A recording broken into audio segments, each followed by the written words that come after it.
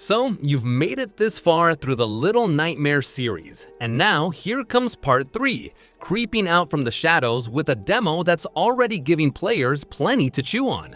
The big question is though, does it actually feel worth playing, or is this just more of the same wrapped up in spooky packaging? You boot up Little Nightmares 3, expecting the same eerie, creeping horror that's made the series famous, and immediately notice something different: co-op. Finally, a Little Nightmares game where you don't have to feel completely alone, and it hits differently. The demo drops you into the Necropolis, and in just half an hour, it becomes clear that the series could have used a second player a long time ago. You can still play alone, with an AI companion taking the other half, but let's be honest, the AI from past Little Nightmares games isn't exactly brilliant. Watching a computer stumble over a basic puzzle is about as fun as stepping on a Lego in the dark. Having a real partner, someone completely new to this universe, suddenly turns puzzles into mini strategic exercises and makes the whole experience far more immersive. Plus, it's fun to watch your buddy panic just as much as you do when a giant enemy appears. Speaking of enemies, Little Nightmares 3 keeps the series' signature tension but shifts it slightly. The games have never been about jump scares in the traditional sense. They're about making you feel small, vulnerable, and constantly on edge. And it still nails that. The Necropolis and the Spiral are designed to tower over you. Climbing ladders that seem to go on forever, stepping out onto balconies where the ground disappears into nothingness, these moments are psychologically unsettling in a way that makes you feel like you're not just navigating a level, but surviving a world that's actively against you. The demo gives a solid taste of how Little Nightmares 3 wants to play compared to its predecessors. You're still solving puzzles, sneaking around, and running in fear from grotesque monsters. The big addition here is the co-op aspect, and it changes the dynamic significantly. Fear of being alone is replaced by fear of becoming separated from your partner. And because you need to coordinate perfectly, tension ramps up. Miss a hiding spot, jump too early, or mess up timing, and you're retracing steps while quietly cursing each other. It's stressful, but in a fun, this is actually scary kind of way. The emphasis on combat also caught attention. In previous games, combat was basically a misnomer. You had a pipe, maybe, and hope for the best. Here, both protagonists come armed with distinct weapons, and progress relies heavily on cooperation. The demo features a beetle swarm fight that requires one player to handle a bow while the other smashes beetles with a wrench. Even the smallest mistake can mean starting over. And yes, an AI companion would probably fail spectacularly, which makes real human cooperation much more satisfying. Beyond combat, the tools double as puzzle-solving devices. The bow can cut ropes or drop objects to create new paths, while the wrench interacts with machinery or breaks weak barriers. Neither character can progress alone, which adds layers of strategy to puzzles that previously felt like one-player affairs. The demo teases moments where you might be forced apart from your partner, and it's easy to imagine the dread of not knowing if you'll reunite. Of course, it wouldn't be a Little Nightmares game without grotesque adults trying to kill innocent kids. The first creep of the week in the demo, a gangly old lady, is as unsettling as expected, though co-op sometimes diffuses the tension.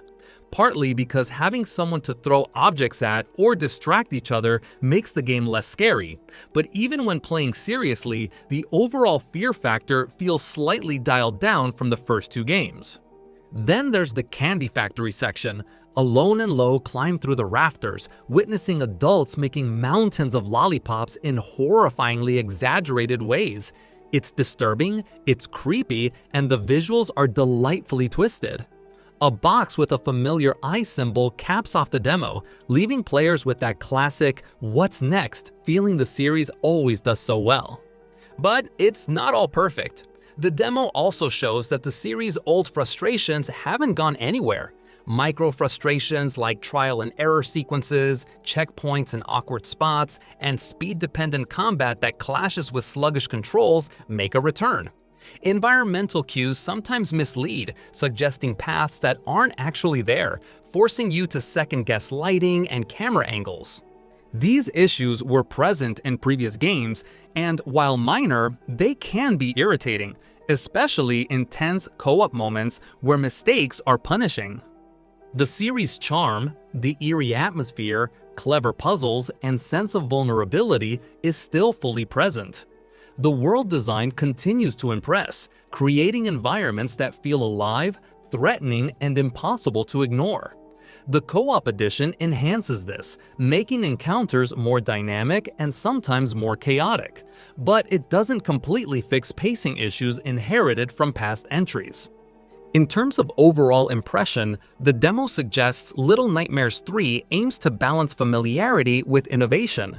Co-op works well in small doses, combat is more interactive than before, and puzzles demand teamwork in ways that feel fresh. On the flip side, some series quirks, like clunky environmental navigation and punishing trial and error sections, remain, meaning players shouldn't expect a flawless experience straight out of the gate. If anything, the demo makes it clear that Little Nightmares 3 is designed for shared terror. It's less about sudden frights and more about orchestrated anxiety, where every creaking floorboard, shadowy corner, and grotesque figure feels bigger and more intimidating when someone else is watching, or messing up next to you. There's humor in the chaos too, like trying to coordinate attacks or inadvertently causing each other to fail puzzles, but it's the kind of humor that grows from genuine stress, not slapstick. So, is Little Nightmares 3 worth playing based on the demo? If co-op scares and tense teamwork sound like fun, then yes, it's a refreshing twist on the formula that adds replayability and engagement. But if the thought of micro-frustrations, occasional confusing level design, and a few slightly less scary moments makes the nerves fray, temper expectations. The core series vibe is intact, but this installment leans heavily into cooperative strategy and coordination, and it's not afraid to make mistakes punishing. Overall, Little Nightmares 3 feels like the series evolving, but not abandoning what made it memorable. The creepy visuals, unsettling world, and feeling of being a small, scared character in a gigantic, hostile environment are still very much there. Co-op adds both a new layer of fun and a slight dilution of fear. The demo makes one thing clear: you're in for tense puzzles, creepy monsters, and some chaotic laughter if you bring a friend along. But patience and teamwork are key, and don't expect the game to hold your hand. That's the look at Little Nightmares 3 based on its demo. Creepy puppets, rigged carnival games, and enough tension to make you never trust a circus again. Thanks for watching, and stay tuned for more reviews.